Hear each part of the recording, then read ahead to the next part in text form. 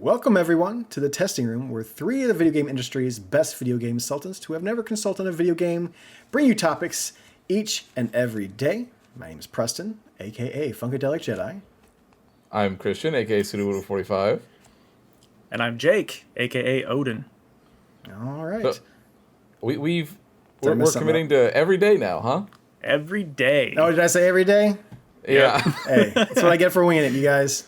Try to remember off the top of my head. I get most of it. I mean, I hear this shit every fucking time I record and edit it, so I think I would do it. But it's fine.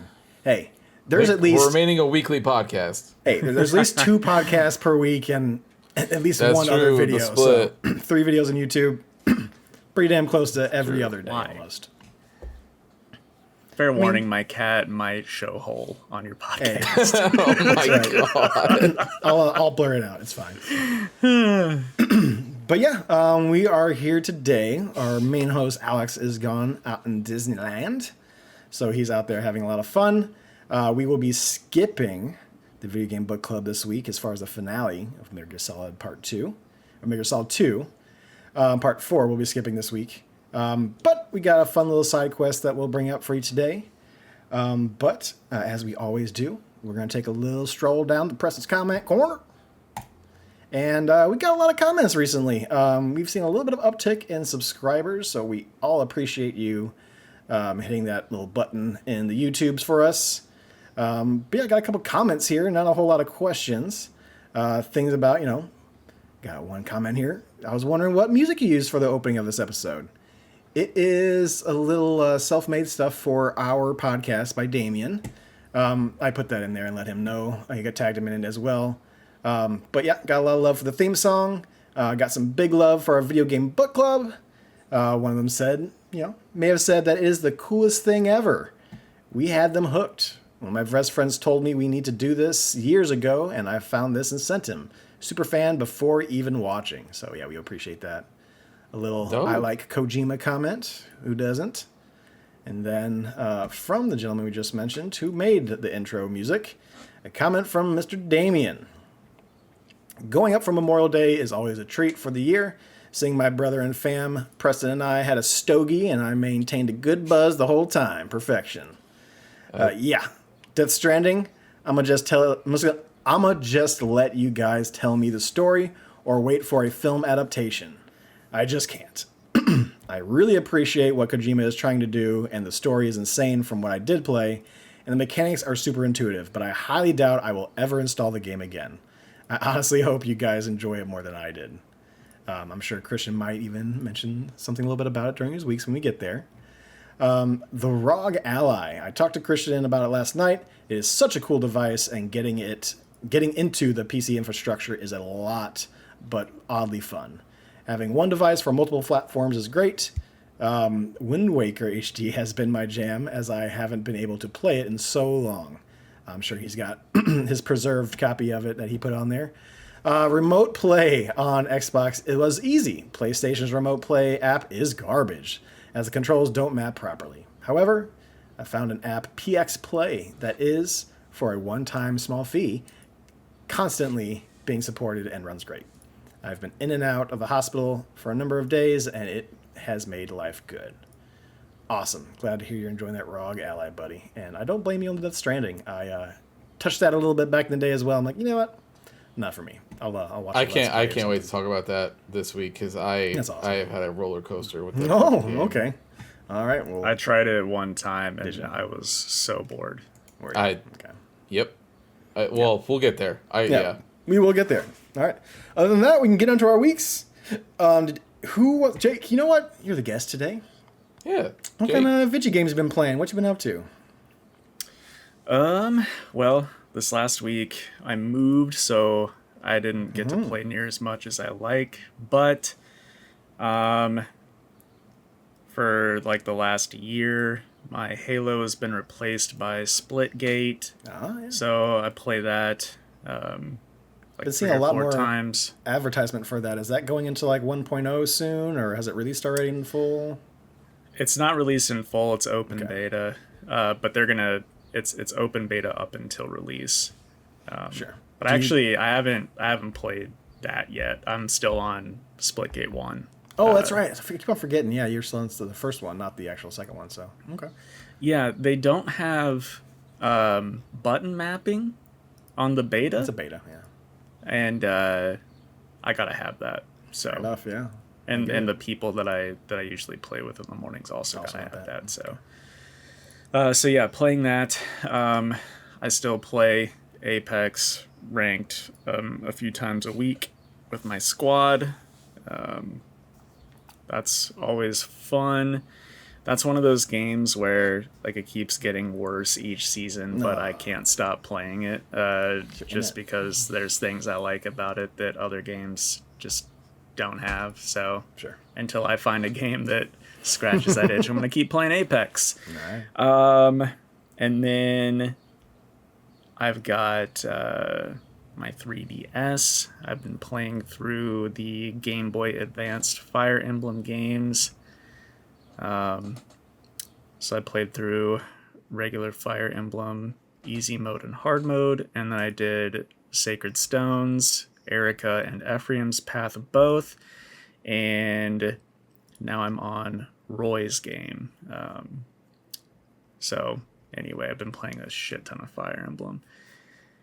And other than that, I haven't really watched anything, but I do read a lot of fantasy novels. So I don't know if anyone's heard of Joe Abercrombie, but he's kind of the daddy of, I would say, the dark fantasy genre. And he just had a new book come out a few weeks ago called The Devils, and I've been reading that. It's very good. If you want a dark fantasy book that is super funny and has really fast-paced action scenes, anybody out there, The Devils by Joe Abercrombie, it's a one and done, so you don't have to dedicate 12 book series or anything like that. So yeah, that's what I've been up to. Okay. And Christian, you want to go next, since I know you'll probably be taking the lead on the side quest topic today? Sure. Yeah. So I'll just get into Death Stranding. So, we mentioned before that we were going to start digging into it. Mm-hmm. Alex and I know he's been playing some on Steam. I went back to my old PlayStation file. I found out, so there's at first I thought I was a great deal farther in that game than I actually was. So I had ended on chapter 3 is when I had stopped. There's 14 chapters in that game, so I was not close. No. But the difference is that so each chapter has a different amount of missions in it. Chapter 3 is definitely one of the longer ones. So I had made good progress. I just wasn't. I was not at the 50% mark that I thought I was. Sure. I've made it all the way to chapter 10 now, so I've got 4 more left or 3 more left, whichever one it is. You powered through that. Well, yes and no, right? I played so long. Yeah, it does. Yeah. Equate. Yeah, but some of the chapters only had a single mission. It would be chapter start, you do it, and then it was congratulations, you finished the chapter. And it's okay. I almost, up until chapter 9, I almost quit this game a second time. Really? I was dude, this is killing me. Yeah, dude, boring's probably not even the right way, because I don't even mind. I'm somebody who, I can get behind a task-oriented video game. Sure. Right? If it's I don't mind when a game is yo, you have this system, and then you can spend some time making it more efficient, or building out this system, or getting resources, building it up, and then it moves a certain game. Sure, right? I'm told I can get down with that, right?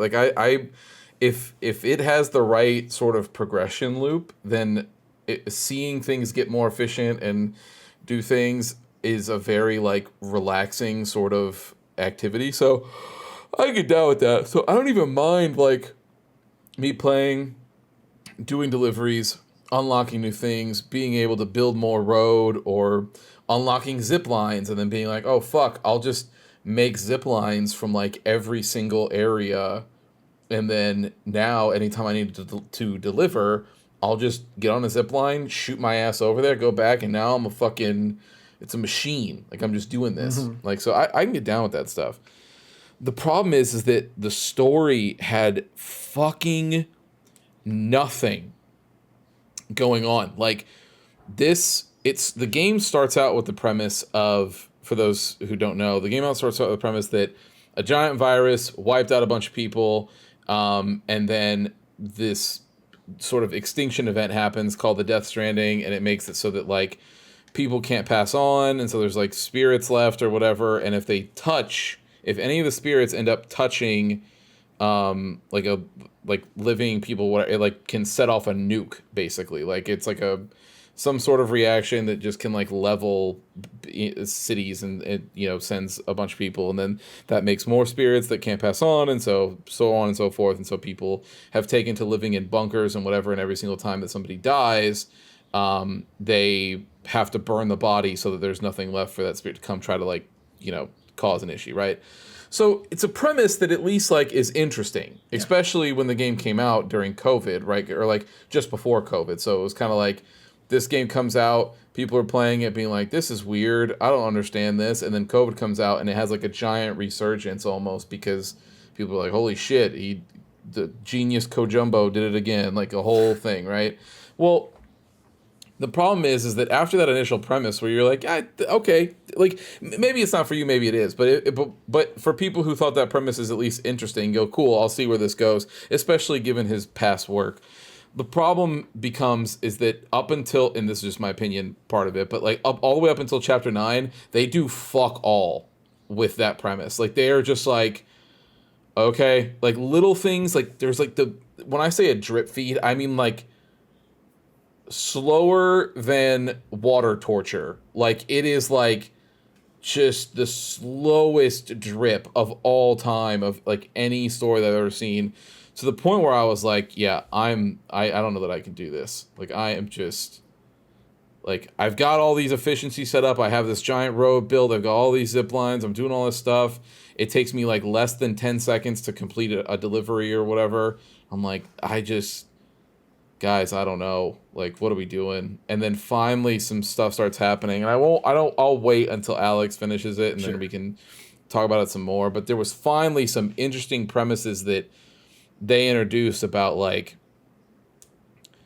death and like what it like what, you know, that potentially can mean, and like the afterlife and different sort of philosophical stuff that I was like, Jesus, oh my God, we're saying something now. Like, an idea is presenting itself and people are talking and debating about something. Like, it was finally something happening there. So it's safe for now. I will finish it, but it got very dire there very quickly.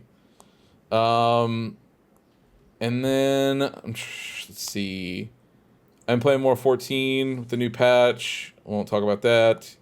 And then the only other thing that I played, you played two is, huh? You played two other things since we last talked, and we both did those together. Yeah, well, I was gonna say, so the only other thing I played was fighting games. So, Preston and I went and tried the new Guilty Gear character, Unica. So we did that, and that was very fun. It was super hard to knock the rust off of Guilty Gear, because I have not played it since, Jesus, I don't even know when. It's been a long time.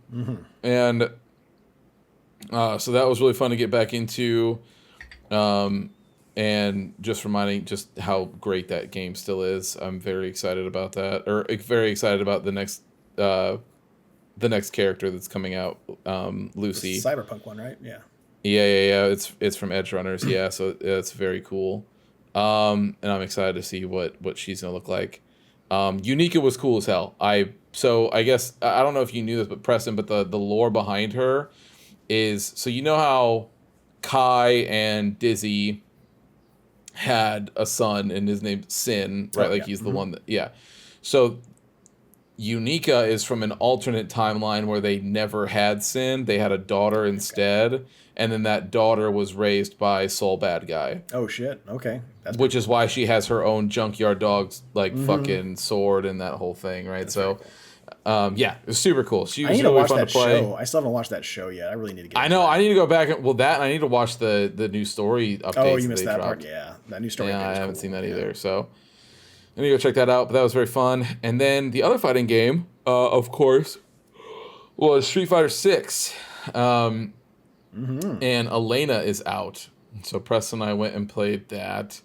And I really liked Elena. Way more than I thought I would. Yeah, I like her design a lot. I just wasn't clicking with how she fought, and so Christian was beating my ass for like a good 45 minutes. And I'm like, you wanna try her out? I'm gonna go play a Cammy a little bit more.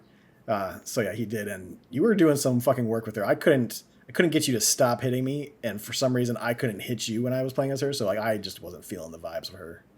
Yeah, I don't know. She clicked, and I was talking to Preston about this where I said, I think may have just figured out what I like in characters, which is they only do, or for fighting game characters, and it's that they only do one thing. So like Ed is just a boxer, so he has no kicks whatsoever. Like it's just all different styles of punches, whether that's low, whatever. And then Elena is the same thing, but kicks, and she can't punch at all. She only does kicks. In Tekken, even then, when I was a kid, Horang was my favorite one. He was a kickboxer. And then I do the Steve Fox, the boxer there. I think Guilty Gear, and to be fair, Biken does have other things, but the first character that I played in there was Ramlethal, and she only has like the big giant sword moves. She doesn't have like anything you played else. Nago, which was all about sword moves. Yeah. So I think it's clearly I discovered something about myself. Which is funny though, because like the whole thing with like your two Street Fighter characters is that Street Fighter button maps are low, medium, high punch, low, medium, high kick. So you still have a kick and punch button for those characters. They just don't do a kick or a punch. They just decide to do something else with those buttons, which I think is hilarious. Yeah. So it's the same. Yeah, it's just I don't know. It's weird that that's what I gravitate towards, but yeah, I really just like Elena. Preston gravitates towards bunny women. Yes. Yeah, I mean, like, I'll take some other There's animal kicks. women's. Yeah, that's fine. But There's animal women. does she have long ears? Does she have a little poofy tail? I'm down. All right, I regret making that joke. Yeah, well, you opened the door for him, You man. did. You started it. But yeah, but it was super fun, and it was just a reminder. Like it was, I have been so locked in. Like Street Fighter still right now comes second nature as far as like my my button memorization is concerned. Whereas when Preston and I were playing Guilty Gear, I was like, dude, I don't even remember what fucking dust attacks do, and I don't remember like Roman cancels and all this other shit. I'm like, fuck, I don't remember any of this shit. And never mind all the fucking colors of them, like the yellow Roman cancel, blue, red, what. I'm like, fucking How to get them okay. done, because it's not just like a button or a button in a direction. It's like you press this one button for like the Roman whatever, and then a different way of you doing, like, were you doing attack when you press this button? Then they'll give you like a blue one, which will stop time or something like that. Or if you were, hey, are you blocking? Well, it's going to do the red one, which is going to push the enemy away from you. And there's like a time stop one too. Yeah, it's just different varieties of that, but it's not as simple as, oh, I'm going to press this button. And like it's like Smash. It's not like I'm going to press this button forward or this button up or like a quarter circle. No, it's situational based.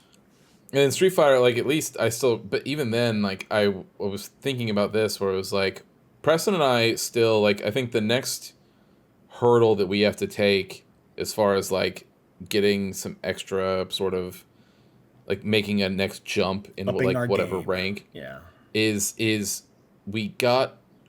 our drive rushes. Like, we do not use those nearly as much as anybody else. So like, everyone knows what that is. So, like, you'll see people do, like, combos and stuff like that. A drive rush... And I've seen how it's done. I just can't for some reason implement it properly. So I got to figure out like when the proper time to press it. But like you press forward real quick or something like that, and your character will have this like green flash or flare to them, and it will cancel out on a move. So like a lot of times with fighting games, you'll put like a punch, it's just like a generic punch. Well, there's an animation to that where you have to wait for the punch to come back or stop or somehow, and that's when you can do your next move. Well, the drive rush, you hit that button, and it'll automatically cancel the animation after you've done the hit. So that way you can go into another combo immediately after that. It's like that's how you can get these longer combos. Yeah. And you can sometimes use it like if somebody's shooting fireballs or whatever, you get a nice parry off. You can use it to close the distance and like jump in and get further. And I just I still haven't grasped it yet, so still want to work on that. But yeah, that was it, man. That's all I've done. Well, we've done one other thing together because you probably thought we talked about this last week, but we didn't. The Akuma DLC for Monster Hunter Wilds. Oh fuck! Right. Yeah. Yeah. Me, you and Alex played that, and it was like a lot of fun. Well, we didn't play it together, but Alex did play it because he wanted to play it. Alex just played it without us because that's just as he is wont to do. But it's dope. It's really cool. So So Preston and I did that. Yeah. I totally. I did think we talked about that last week. So, the Akuma DLC hit Monster Hunter Wilds. The nice thing is that unlike every other DLC event that they've done, for Wilds, this one is not time limited, so you get to just do this at your own pace, which is great. But yeah, it straight up is like you go and meet Akuma, and he has killed 3 monsters and like left their bodies in like random places around the map, and was just like, yeah, fuck you. Like I did that. Like, there's no weapon like damage on this. Like this has all been done by somebody else. Like who did this? Like there's no claw marks, there's no sword marks or anything like that. Like what happened? And you see him in the middle of like a volcano area, just like punching a crystal wall and just like redoing it, and you can hear him like. You can hear the audio for it. It's like they did a great job as far as the story is concerned and doing all this little thing. But the real crazy stuff is that the game sort of like they have changed how weapon builds are going to work now going forward, and they kind of either on purpose or inadvertently added a 15th weapon with this Akuma stuff. So we've had a new weapon in Monster Hunter for multiple games. Like more years. Yeah, I can't. Yeah, it's been a long time. I think I'm almost positive since 3 Ultimate maybe is the last time that something got added. So was that the newest one? I think so. Yeah. But yeah, so what they did here though is you get Akuma's armor set and you get to look like Akuma and run around. You get like little Street Fighter emotes and all that other stuff, which is cool. But you get basically this like these 2 items that get set to your hotbar, and one of them is Akuma's combos, and like depending on what button inputs you do, will do like his different combo routes and different stuff. And you can also, if you do a Dragon Punch motion with the analog stick and then do something like it will do his aerial like Shoryuken and shit, which is like nuts. So almost his full combo route is in there, which is wild. And that's one thing. But Monster Hunter also has the wound system now, where every weapon has a special move that allows you to break the wound and like stun the monster almost. It's kind of a cool animation for each different weapon, Yeah. But in this, if you switch it to this other item when you're wearing this armor and use that to break the wound, it does his Raging Demon like super, and it's like him doing like the whole, die 1,000 deaths, and then he does 1,000,000 punches, and then that's it, right? The crazy part though is that you get to also use that as an offset attack. So we've talked about this before with Monster Hunter, but an offset attack is if you time a guard or a parry like at the right time, it will send the monster flying back in the middle of an attack. And then you can do that, it builds up a resistance, but you can keep doing that over and over and over again. Not every weapon has those, only a certain amount. However, if you're wearing this Akuma armor, now you do have one. So every single weapon now has an option to be able to do this. And you're not even missing out on your old armor set, because these same functions also are tied to the layer armor, which is basically like the transmog, right? So now, if I'm like a hunting horn player, who the only time I had one before was if I had one of the offset melodies, but now I don't need that anymore. I can use whatever horn that I want, but then wear this layered armor, and now anytime the monster is coming at me or gets ready to do an attack, I can use that button to get a quick counter off and take no more damage. But that goes for any other weapon now. I don't think bow had one, so bow gets one. Like basically every weapon now has an offset attack because of this armor set, which has done crazy things to the meta where like monsters are just getting parried left and right. Like they just can't do anything now. They just are always getting parried. So I don't know what. It'll be interesting to see if Capcom ends up changing that or like trying to, I don't know, like maybe be like, hey, layered really cool. armor can't do this anymore. Like, you're like for Monster Hunter Wilds, one of the big things was like you can bring 2 weapons with you, right? Well, now with this Akuma set, you essentially have 2 weapons equipped at all times. Because usually you have to get back on like your little mount, you got to change the weapons, then you get back off and start fighting. But this one, it's your armor. And like it's right next to like your health potion as far as like your combo button. So you gotta go switch to that. It's like an item you have to use essentially. And if you end up like you got a hunting horn, let's say you want to put down a music or a song or something like that to like get the buffs and stuff, you put down the song and music to get the buffs. But as soon as you want to start fighting, all you gotta do is just put that shit on your back and then start pressing that combo button thing, and you're just gonna go to town on him. And it took a little bit to figure out because it's very different than how you would play more Monster Hunter games. But once you figure it out, you're doing hella damage and you're doing a really good job. And it's all based off like what you currently have equipped as far as weapons stuff too. So it was very, very cool. I'm very curious to see like what other characters from the Capcom universe will they want to put in. Are we going to get Dante from Devil May Cry with a whole Dante combo moveset? Like that sounds fucking rad as hell. Yeah, man. I don't know. Longsword is already Virgil, let's be fair. But like, yeah, it's like if we get Dante, Longsword is Virgil. Yeah, it'd be very cool. It's got a little bit of range, a little bit of action. Yeah, it'd be great. Yeah, it'll be very interesting to see if Capcom does. I mean, they always do. They usually do multiples, but it'll be interesting to see what these look like going forward because the Akuma one's crazy. But yeah, you're right. I did think we talked about that last week, but yeah, that was very cool. Okay, I can go on and get into my week. Obviously, more Star Wars: The Old Republic. Twitch.tv/Testing Room Live. So Sunday mornings around 8:30 in the morning Central Standard Time, we have gotten to the halfway mark on that game. So there are 3 chapters.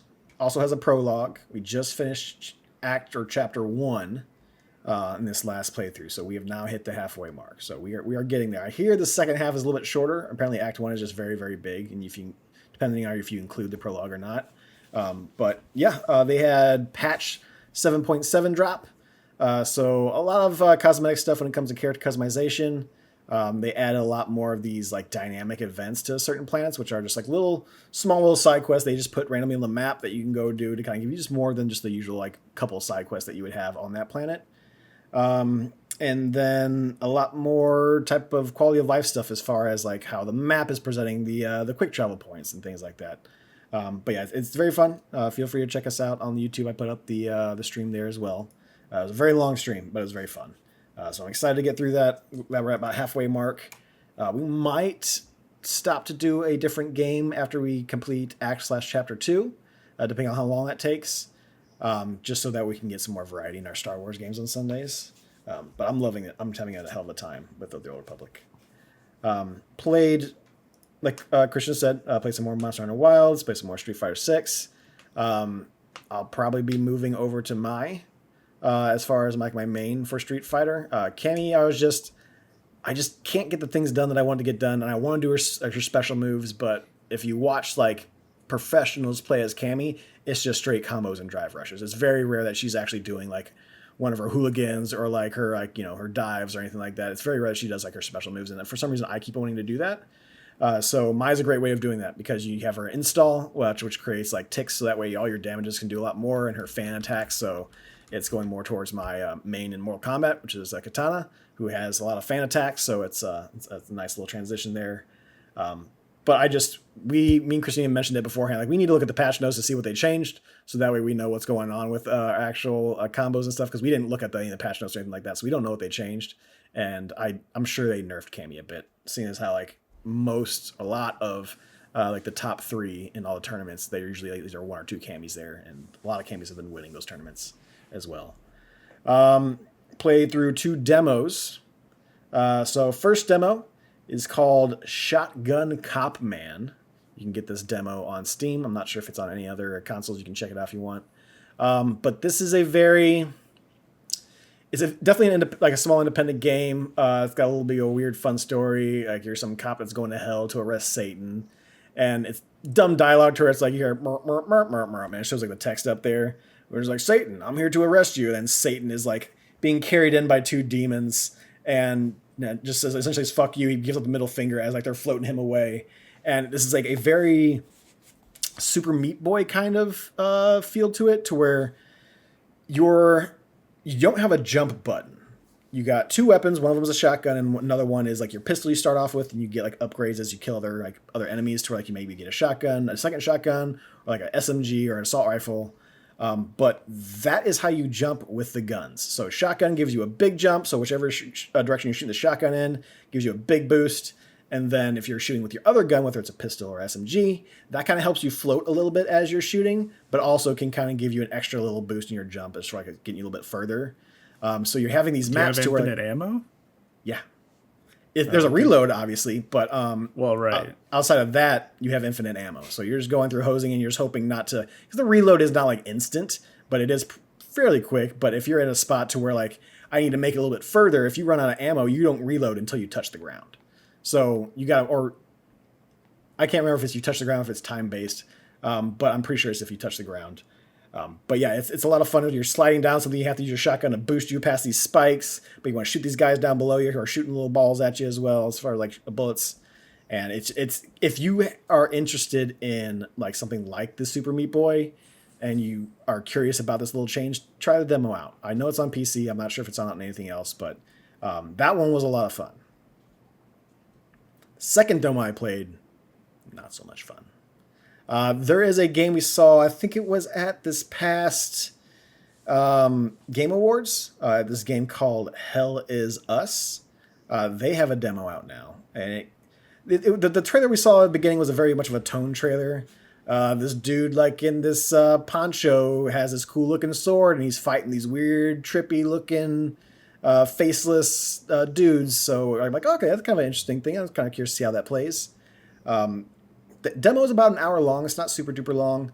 The first half hour is like, you're walking a little bit, very linear paths, and you're just like talking to a couple characters to kind of get the lay of the land of what's going on here. There's like some type of war between two races, and then outside of that, it's these weird alien, whatever the fuck these things are, also happen to be around here. I didn't get too much information on what was actually going on in the world, other than there was this war. These two races hate each other, and there's also this weird, trippy alien thing going on in the background, too. You're kind of just walking around. You don't have any combat at the very beginning. You're kind of getting some story beats. You find out you got to go into this like cave area to get the key for this vehicle to leave. It's like an APC, so it's military guys are there. You go down into this area. You see one of those creepy like monsters, and this badass chick pops out. She's got the poncho and the sword, but she's got this really cool like Oni looking mask on, and she's fighting this dude. Like, oh man, she's a badass. My bullets aren't even hitting this thing.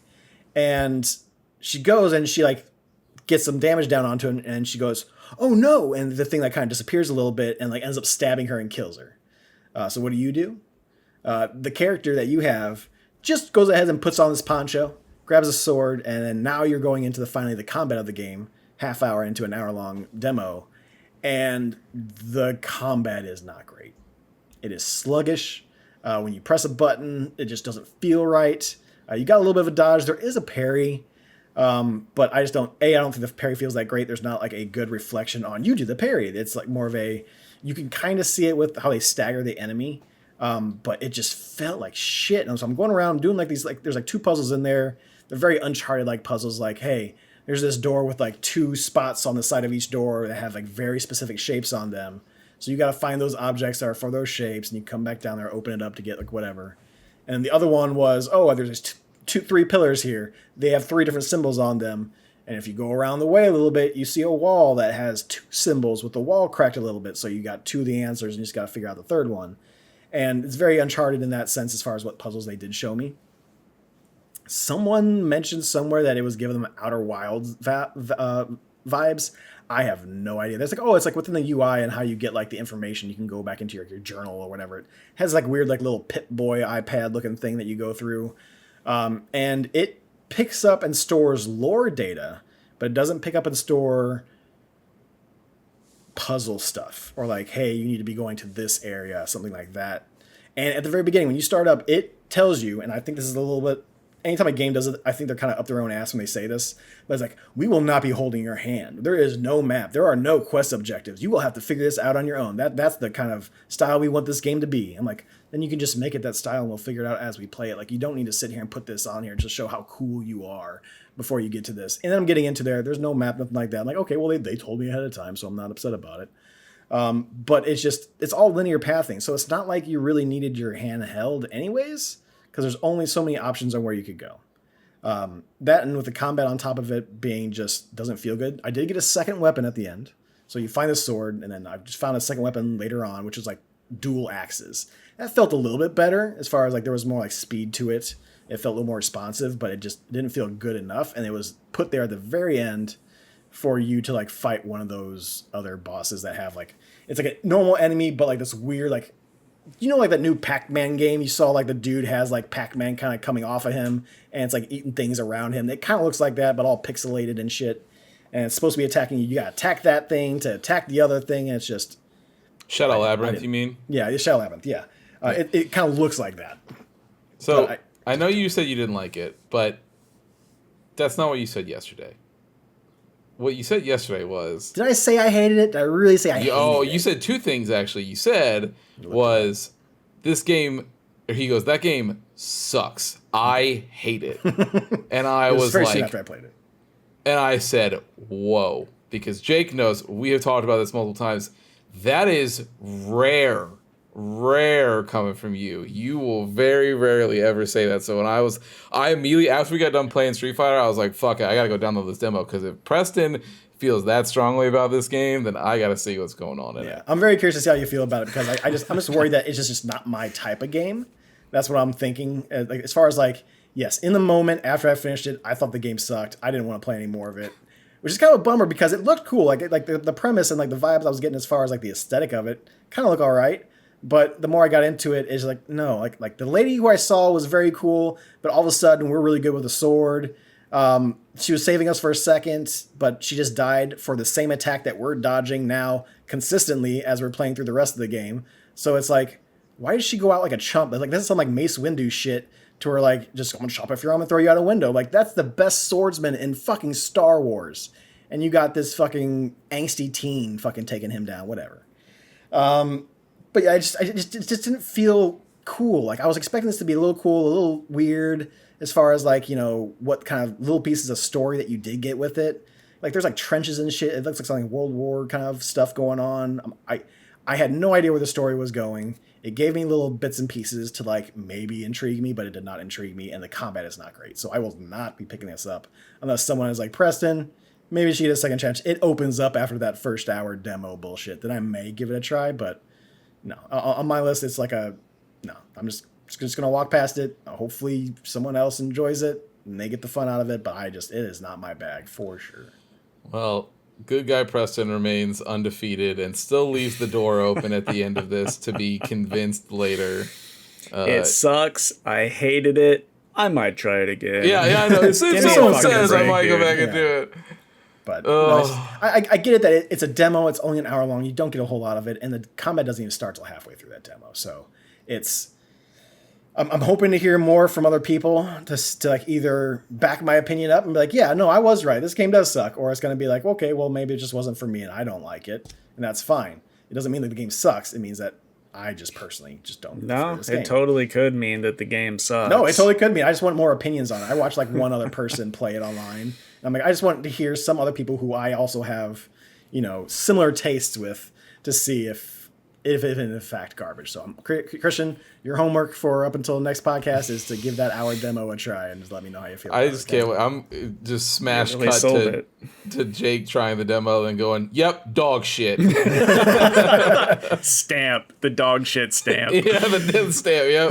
Put it on the box, baby, ship it. Or is my opinion dog shit? That's what I want to know. So yeah. you let me know. But yeah, other than that was pretty much my week. I'd meant to do this during the comment section, so we had a little bit more to talk about. I do want to bring up, since we got this whole week or so of conferences and announcements and all this bullshit, we did get the PlayStation State of Play. Jake, did you check out any of that happened the other day? No, dog. I don't have Gotcha. a PlayStation. I know. To be fair, most of those games are also coming out on PC, and God knows maybe they're multi-platform, but they're not going to say it as far as multi-platform during their state of They did on some of them. Did they? Okay. Yeah. I was huffing Bloodbornium. Yes, You were. We did not get that announcement, so Who could have seen that coming? I know. After the announcement of that Nintendo Switch game, that shit's dead.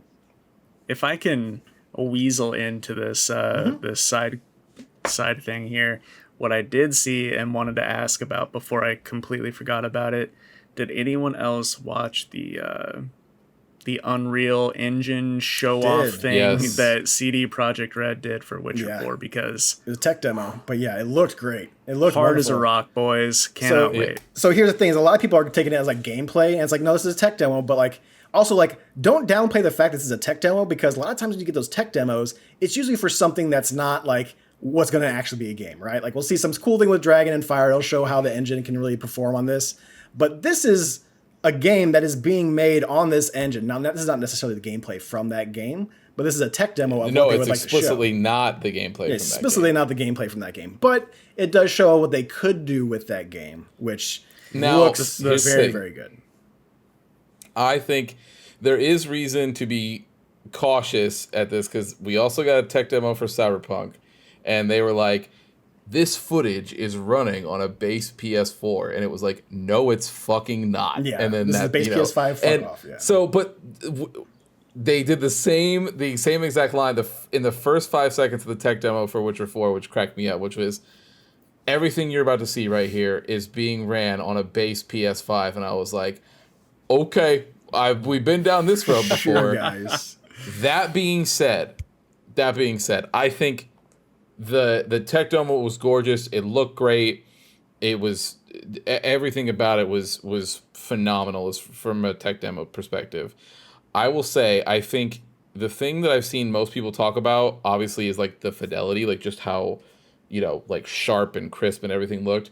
I actually think the most impressive thing about that demo was the color depth. Like there's the shot somewhere around the beginning, but where they kind of do like a full pan, and it like goes over this mountain ridge, and you see like all of these like deep blues and purples and like all this different stuff that's just like exploding across the side of this mountain. I was like, fuck, dude, like the color palette or the color depth, I should say, that they're able to get on this was like crazy looking. It looked nuts.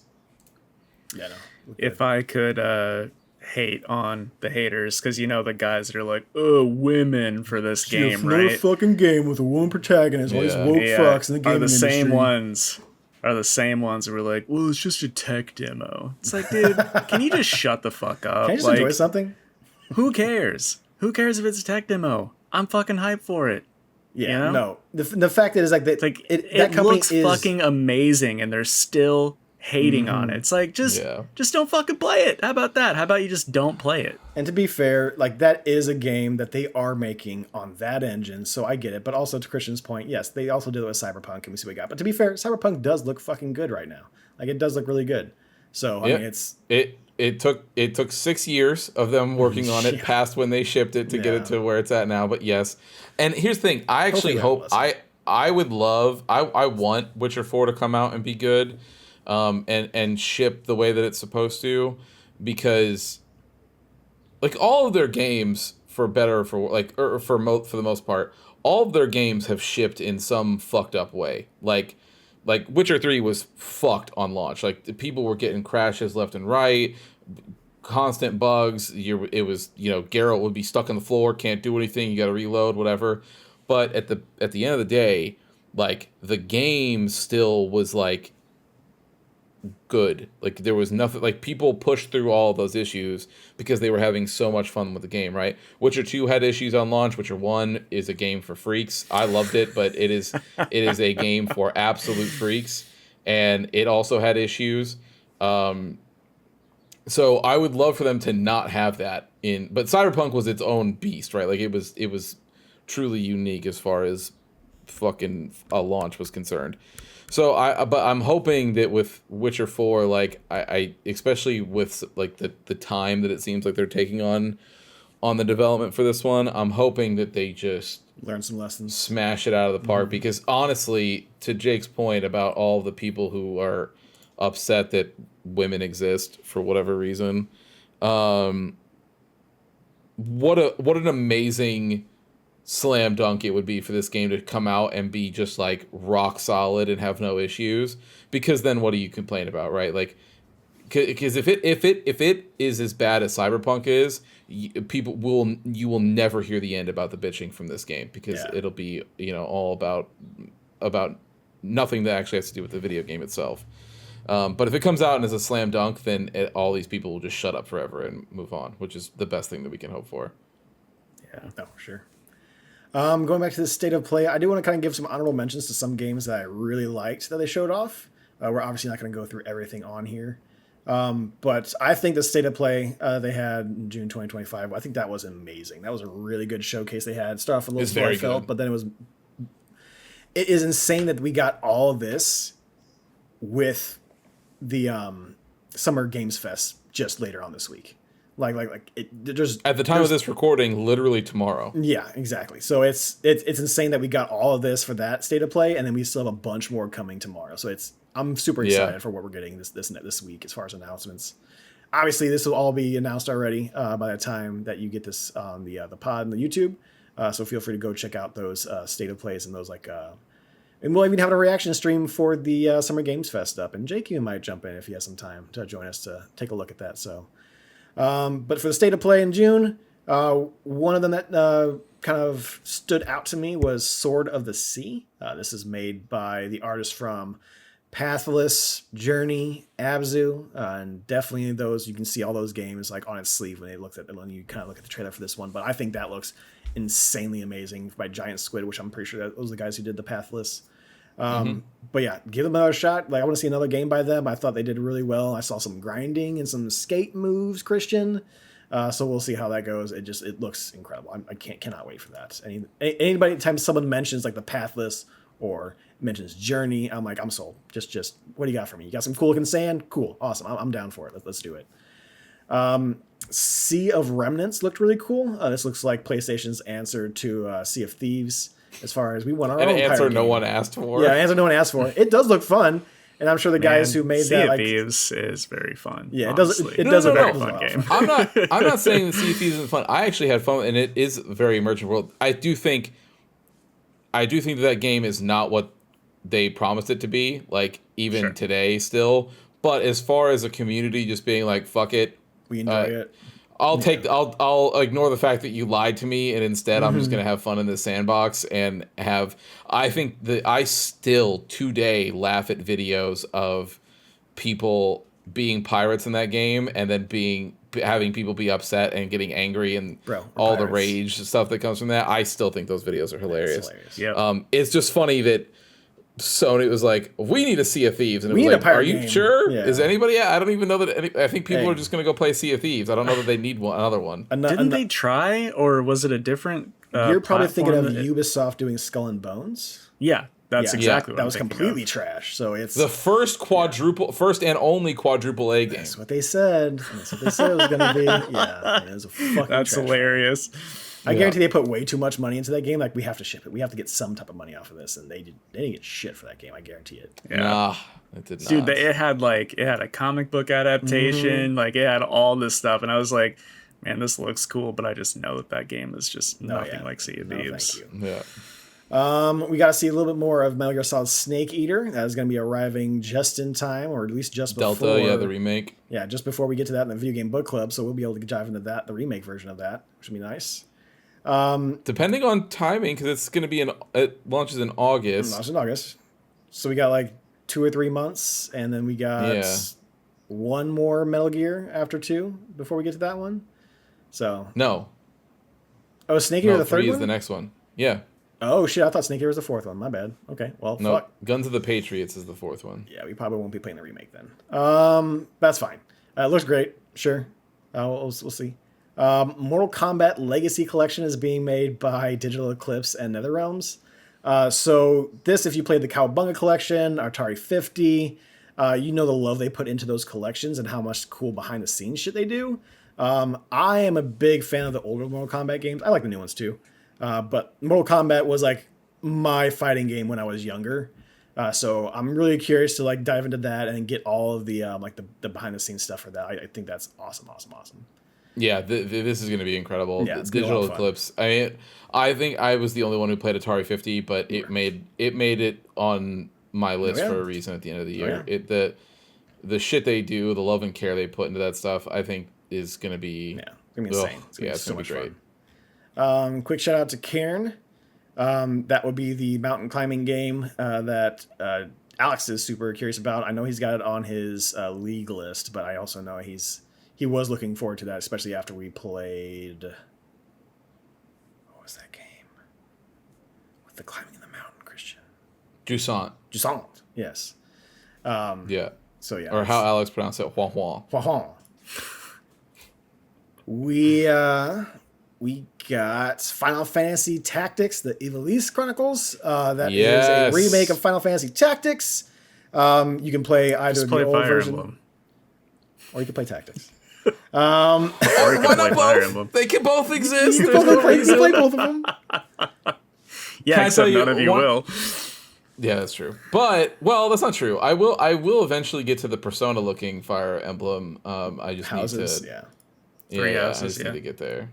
I mean, I have one, but So I wanted to say about the Final Fantasy Tactics thing. I wanted to read this because I love the fact that this director the fucking political one, shut yeah. everybody up. Yeah. So everybody has always said that they're like, Final Fantasy Tactics is not political. Stop trying to blah blah blah blah. And it's like, no, it very clearly is. Like, the director has been open about it. It's not, whatever. So either way, on the back of this remake, they're dropping. He goes, nearly 30 years ago, the collapse of Japan's bubble economy engulfed the nation's financial institutions in mountains of bad debt, triggering a wave of corporate bankruptcies, a sudden and extreme rise in unemployment rates, and stagnation of Japanese society as a whole. It was an era where many were robbed of hope when dreams were measured by their price tag. Against this historical backdrop, I crafted a story. It was the story of Ramza, a young man who fought tirelessly against the entrenched social class system. It was the story of Delita, who sought to take advantage of this confusion and despair to advance his own social position. And it was a story of peculiar destiny in which friendship and betrayal intertwine. Like, now in 2025, a time when inequality and division are still deeply rooted in our society, I offer this story once again. The will to resist is in your hands. I just want to say, fucking shout out to this dude for fucking to Matsuno-san for saying this, because it finally, now the comments under him posting this were so many people being like, with respect, I think that this is not how you actually originally came up with this game. It was like, Let me tell you how you think about it. Yeah, dude, like, it was like, what the fuck are we talking? Like, oh my god, it was just, yeah. So shout out to him for finally saying that, and all these people have to cope and see that this game that they loved forever is, I don't know, political. I don't even know why that would be a Has a problem point. for you, but yeah. So there you go. You are You're muted, muted. Preston. thank you. This one is for you, Jake. Bloodstained, the Scarlet Engagement got announced. So looks like we're getting some Hell more yeah. Bloodstained there. I'll be excited to dive into that as well. Kind of checking that one out. Guys, those games are seriously so fucking good. If you Yeah. haven't played them, you gotta play them. They're so I checked fucking out good. Bloodstained. I never finished it, but I was I checked out one of the early, like, the demo builds of it through, like, the Kickstarter or whatever. It was great. It is it is awesome, and this one looks fucking rad. Yeah. Probably not for Alex because he has a shit taste in games, but Yeah. Well, everyone else out there. it'd probably be too hard for him. He'd Yeah. get killed by an enemy, and then Too much his for him. Too much enjoyment for him. spirals after that. Yeah. And we actually got a first look at 007 First Light, the IO Interactive James Bond game. So Hitman Devs doing a licensed agent, which is at 007. I thought that looked really fucking cool. I like the design they had for James Bond. It wasn't really modeled after any of the actual actors. I think when he was like making a turn in the car, I thought like when he has eyebrows raised, I thought it kind of looked a little bit like a young Roger Moore. But I like that they kind of took their own little like, oh, this is going to be our James Bond character. We're not going to model after like Daniel Craig or Brosnan or anything like that. As cool as that would have been, I think it's just as fine that they do their own because they're doing like a younger James Bond in this one as well. So thought it looked rad. I mean, didn't think I would be a fan of Hitman games. We played that one for the Video Game Book Club. It turned my thoughts around on it, and it makes me super duper excited to play this one. So I cannot fucking wait for that game. That game comes out next year, and I'm super down for it. Other than that, not a whole lot extra. I mean, there are plenty of other games out there. Feel free to go through the list. I'll give a shout out to Tori and Steph. Just let you guys know that there is a Silent Hill trailer out there, Silent Hill F. So go look at that if you're at all interested. But that's a good, nice horror game for you guys as well. I can't hold on because I can't let you get away with some of these. There's some of these that got to come out here, dude. We're getting a new Luminous game from the dudes who did Tetris Effect. Mm-hmm. That's insane. That Luminous really rules. Mm-hmm. It is a music puzzle game just like Tetris Effect was. So they're gonna do an even crazier job with it. Tetris Effect it's my favorite Tetris game. I think Tetris Effect is fucking incredible. It's so good. I'll have to tell my wife about that because I've never heard of it, but she's a big Tetris fan. Yeah, it's a multiplayer too. Oh, dude. Oh, yeah. Absolutely go try Tetris Effect. That thing is insane. It looks gorgeous. I think it's still, if you still have Game Pass, I think it's still on Game Pass. Dude, it's incredible. Try it out for sure.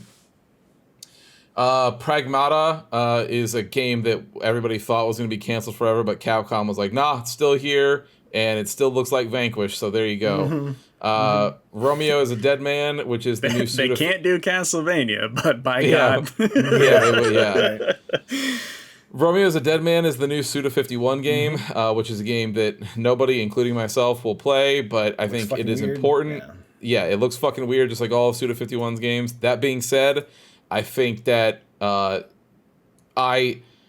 I always want Suda 51 to continue to make games. I always want them to continue to come out, even though I'm never going to play them, because I think having weird shit like that is important, just to always have something else going on.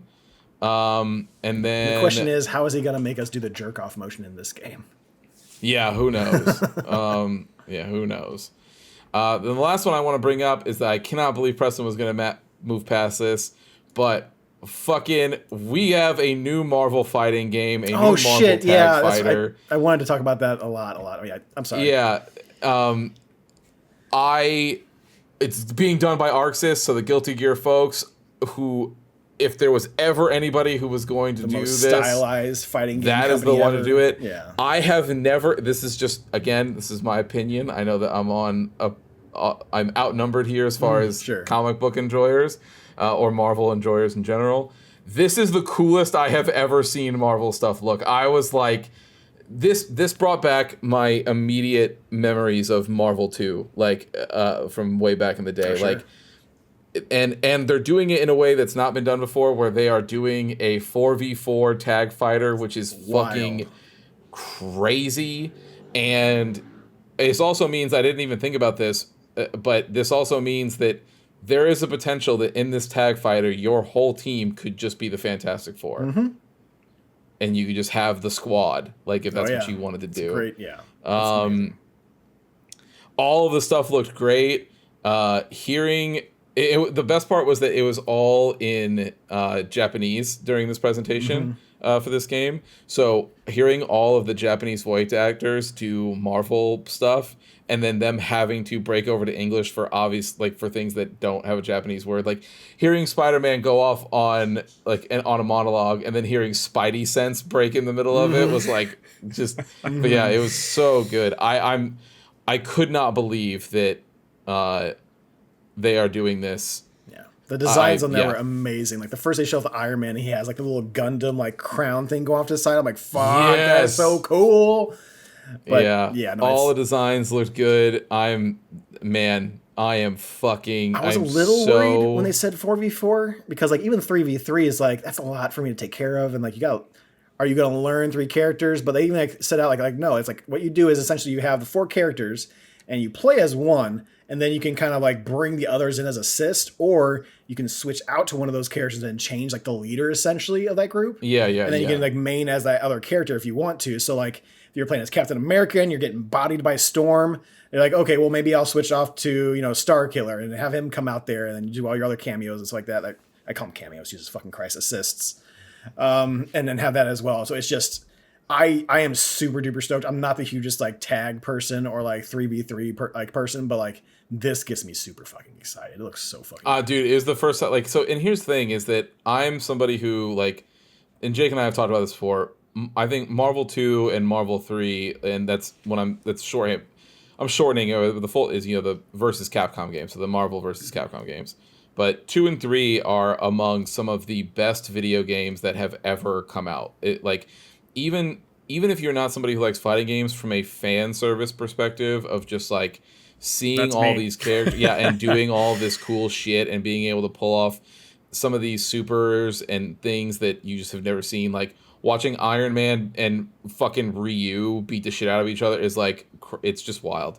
But they're among some of the best games that have ever come out. So, and when Infinite came out, Marvel Infinite, it was definitely a bummer. Like that game crashed and burned very hard because the designs were just so uninspired. And I think we talked about it on a later episode, but obviously Maximilian, fighting game content creator, everything, he spearheaded an effort to get a bunch of developers to actually come together and fix Marvel Infinite because like, and released like a giant sort of free mod for it that you could put in that, because mechanically that game was sound. It was just like it had absolutely no soul whatsoever. And so they're like, hey, we're gonna do our best to try and like fix some of that stuff and bring it back. And to my knowledge, that mod is, that's how people are playing that game now. But I almost feel bad, not in a way, but it's just like that mod comes out and it's sort of saves that game. But with this announcement, it's like, oh, well, fuck that forever. Like, this looks way better. Like, this looks incredible. Like, this game is, even from that trailer, is just, like, oozing style. Like, it just looks so good. That's an instant pickup. I cannot wait to play that game. That'll be fun. Dude. I'm a big fan of Strife, and I play a lot of Street Fighter because you play a lot of Street Fighter. Street Fighter 6 is a very good game, and it's got a lot of cool characters. But I'm more of a Strife guy. I like that, like, more faster paced, quicker, like anime action style. And then you're gonna slap a fucking Marvel license onto it. Fucking sold, dude. Fucking day one. It's like, yeah, of course I'm gonna fucking pick this game up. And that'll probably be my main fighting game. If I go to a tournament, I will probably want to play Marvel Token. And can I tell you, the other thing that this does for me is Preston and I were talking about this because it's still not out yet, but when 2XKO was getting announced and getting rolled around, I was like, oh, dude, we'll totally check that out. Like, it'll be a tag fighter where you and I can control the other two people. We'll check this out, blah, blah, blah. Dude, if I'm choosing between tag fighters to play, I'm choosing this one. Yeah, 100%, 1,000%. Yeah. Between this or League of Legends character designs, get the fuck out of my way. I will choose this 100 times out of 100. 1,000%. Okay. Well, that's probably going to do it for today.